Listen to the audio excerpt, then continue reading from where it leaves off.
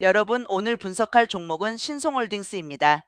이 종목은 평소에는 조용한 편입니다.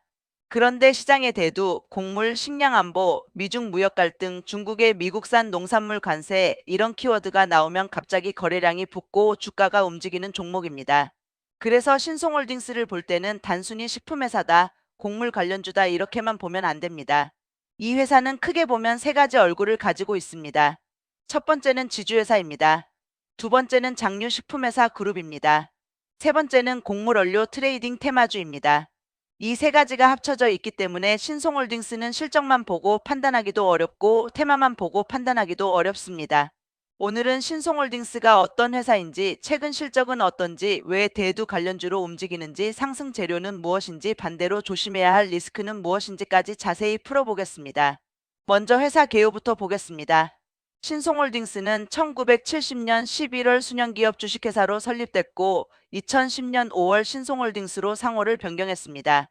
이후 2013년 11월 유가증권시장 즉 코스피에 상장했습니다. 이 회사 이름에 홀딩스가 들어가죠. 말 그대로 지주회사 성격이 강합니다. 주요 자회사로는 신송식품, 신송산업 등이 있습니다. 신송식품은 우리가 흔히 생각하는 간장, 된장, 고추장 같은 장류식품과 연결됩니다. 신송산업은 곡물 원료, 해외 트레이딩과 연결됩니다. 그래서 주식시장에서 신송홀딩스는 장류식품주이면서 동시에 곡물 관련주, 대두 관련주로 분류됩니다. 특히 대두, 즉 콩은 된장, 간장 같은 장류의 핵심 원재료입니다. 또 국제 곡물 시장에서는 미국, 브라질, 중국의 수급 흐름에 따라 가격이 크게 움직이는 품목입니다. 이 때문에 미중 무역 갈등이 커지거나 중국이 미국산 대두에 관세를 부과한다는 뉴스가 나오거나 식량 안보 이슈가 부각되면 신송홀딩스가 시장에서 빠르게 언급됩니다. 이제 최근 실적을 보겠습니다. 신송홀딩스의 2025년 연결 기준 매출액은 1,878억 원입니다. 2024년 매출액 1,646억 원보다 증가했습니다. 영업이익은 2025년 103억 원입니다. 2024년 영업이익 84억 원보다 늘었습니다. 하지만 당기순이익은 2025년 35억 원으로 2024년 55억 원보다 감소했습니다. 이 숫자는 아주 중요합니다. 겉으로 보면 이렇게 말할 수 있습니다. 매출은 증가했다. 영업이익도 증가했다. 그런데 순이익은 감소했다. 즉, 본업의 영업 흐름은 좋아졌는데 최종 순이익에서는 아쉬움이 남는 구조입니다.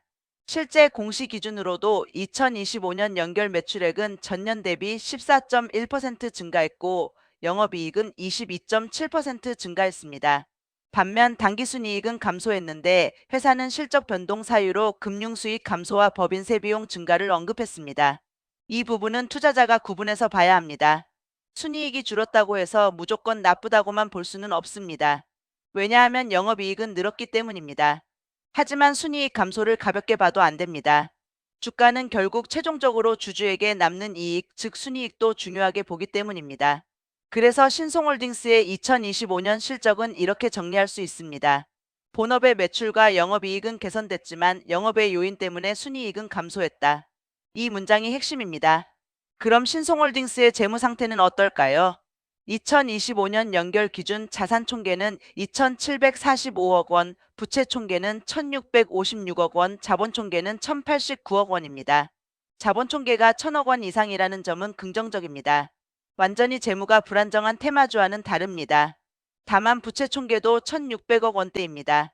곡물 트레이딩, 식품 원재료, 해외 거래, 재고 운용이 있는 회사이기 때문에 운전자금 부담이 생길 수 있습니다. 즉 신송홀딩스는 부실주라고 보기는 어렵지만 그렇다고 아주 가벼운 재무구조라고 보기도 어렵습니다. 또 하나 볼 점은 배당입니다. 신송홀딩스는 2026년 정기주주총회에서 제56기 재무제표와 연결재무제표를 승인했고 보통주 1주당 120원 현금 배당을 승인했습니다. 배당금 총액은 약 12억 9,476만 원, 시가배당률은 1.7%로 제시됐습니다. 배당을 꾸준히 유지한다는 점은 시장에서 안정성 포인트로 볼 수 있습니다. 물론 배당 수익률이 아주 높은 고배당주는 아닙니다. 하지만 테마성 종목 중에서 매년 일정 배당을 유지하는 회사라는 점은 분명히 체크할 만합니다. 이제 가장 중요한 부분입니다. 왜 신송홀딩스는 대두 테마로 움직일까요? 핵심은 두 가지입니다. 첫째, 신송식품은 장류식품과 연결되어 있고 대두는 장류의 핵심 원재료입니다. 둘째, 신송산업은 곡물 원료 트레이딩과 연결되어 있습니다.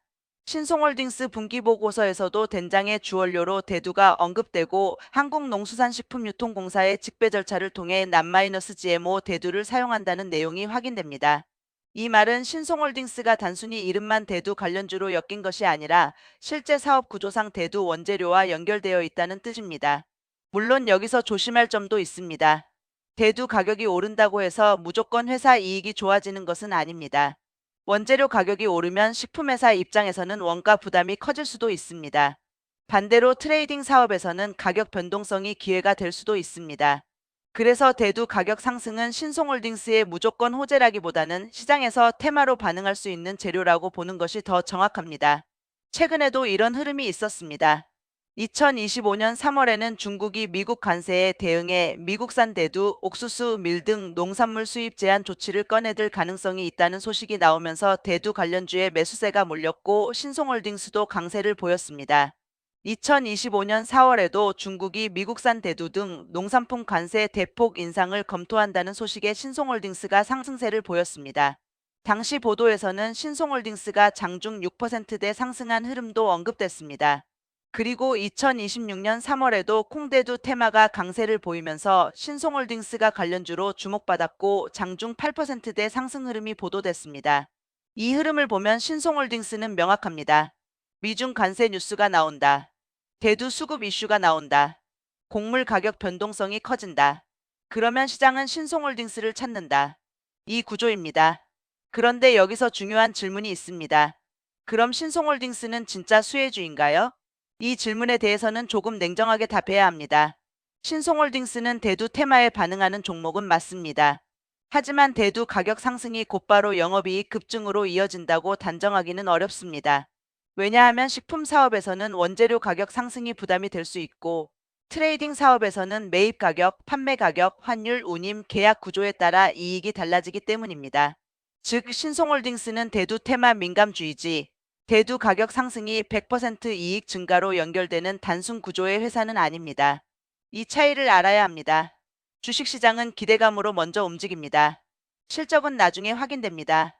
그래서 신송홀딩스가 급등할 때는 항상 이 질문을 해야 합니다.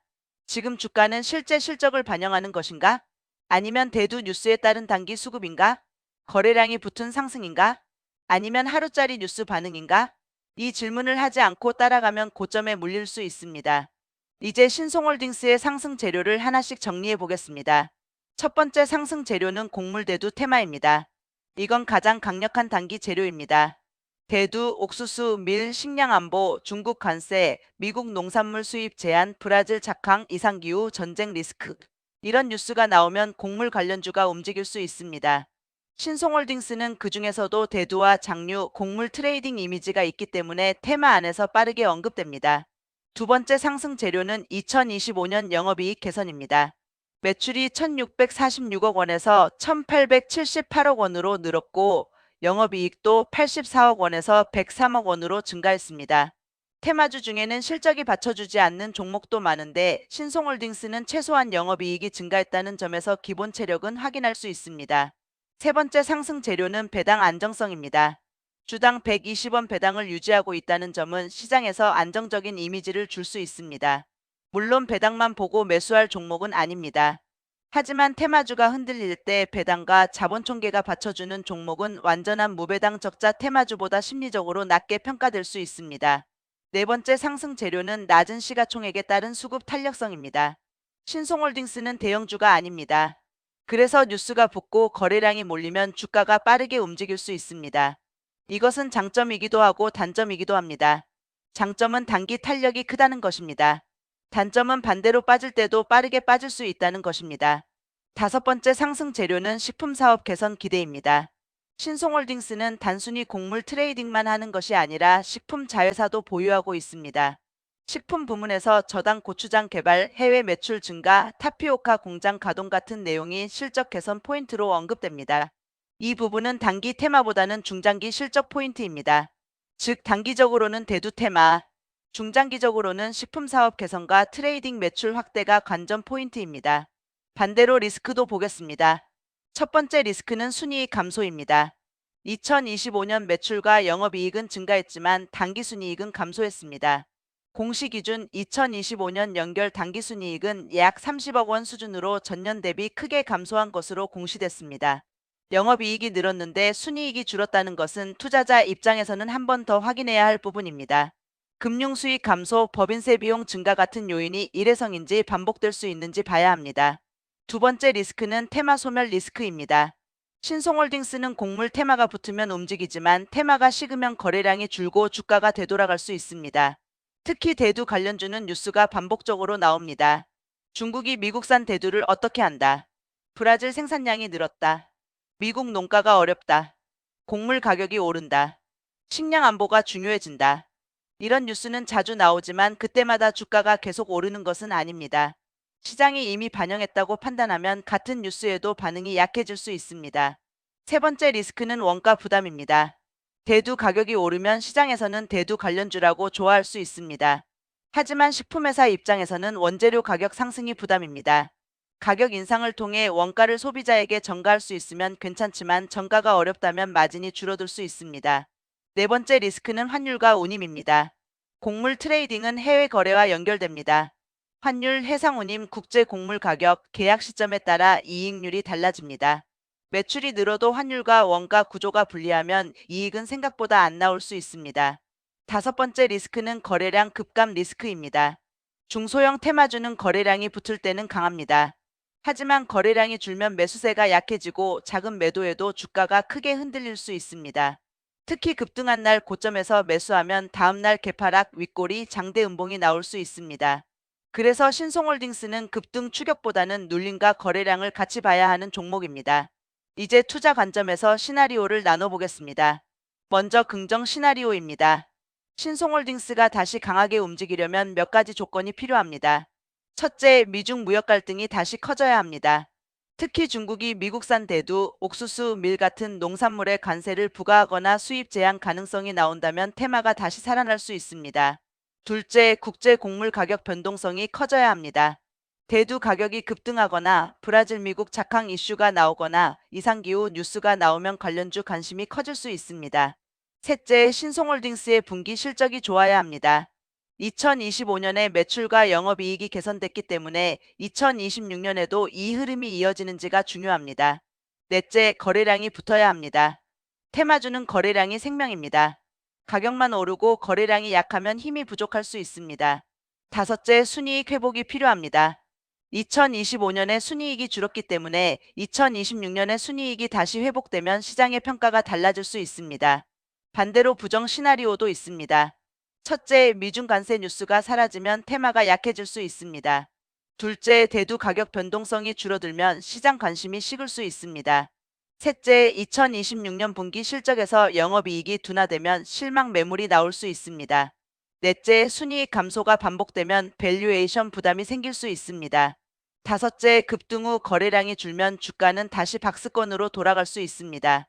즉, 신송홀딩스는 뉴스가 붙으면 강한 종목이지만 뉴스가 없을 때도 계속 강한 종목이라고 보기는 어렵습니다. 그럼 차트 관점에서는 어떻게 봐야 할까요? 신송홀딩스 같은 종목은 단순히 이동평균선만 보는 것보다 거래량을 같이 봐야 합니다. 첫 번째로 볼 것은 급등일의 거래량입니다. 평소보다 거래량이 몇 배 이상 터졌는지 봐야 합니다. 두 번째는 급등 후 눌림입니다. 강한 종목은 급등 후 바로 무너지지 않고 일정 가격대에서 버팁니다. 세 번째는 윗꼬리입니다. 장중에 크게 올랐다가 종가가 밀리면 단기 차익 실현이 강하다는 뜻입니다. 네 번째는 섹터 동반 상승 여부입니다. 신송홀딩스만 오르는지 아니면 샘표, 풀무원, 사조 계열, 곡물식품 관련주가 같이 움직이는지 봐야 합니다. 테마는 혼자 움직일 때보다 같이 움직일 때 힘이 강합니다. 다섯 번째는 뉴스의 강도입니다. 단순한 검토 뉴스인지 실제 관세 부과인지 실제 수입 제한인지에 따라 시장 반응은 달라집니다. 이 종목을 단기 매매로 본다면 전략은 분명해야 합니다. 급등 당일 추격은 위험합니다. 왜냐하면 대두 테마주는 장중 뉴스로 급등했다가 오후에 밀리는 경우가 많기 때문입니다. 차라리 첫 급등 후 눌림에서 거래량이 줄어들고 다시 2차 거래량이 붙는지 보는 것이 더 안정적입니다. 또 하나 중요한 것은 손절 기준입니다. 테마주는 기대감이 꺼지면 빠르게 내려올 수 있습니다. 그래서 뉴스가 있으니까 언젠가 다시 가겠지 하고 버티면 손실이 커질 수 있습니다.